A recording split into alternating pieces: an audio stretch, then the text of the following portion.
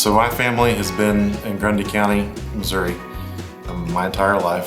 The farm that we live on was actually originally operated by my grandparents back in 1941, and my dad was actually born here. We started SkyVantage Ag in October of 2024. Our business consists of one scouting DJI drone and one XAG spray drone. Our two sons, they help running machinery, harvesting, driving trucks, helping with the drones. The drone application started off the past 3 years. I've been custom hiring my application done by my neighbors and local co-op.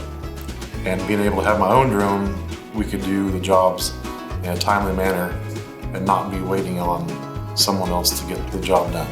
So 2024 was the first year that I'd used the Source product. After applying the Source last year, especially on soybeans, I noticed a huge difference. Phosphorus is one of the nutrients that is probably the shortest in our soils through here.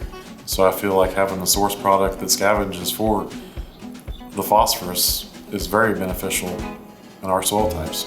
So for 2025, we reduced our spring nitrogen application on the anhydrous by 25 pounds, and then followed that up with an application of the Source, the cost savings of $20 an acre versus the Source at $13 an acre. So it was a $7 ROI right there. The plant health all season looked better than where we did not apply it. The plants were greener, they were taller, the root system was larger, and the nodes was much closer together, and they were more heavily potted than anything else in that field.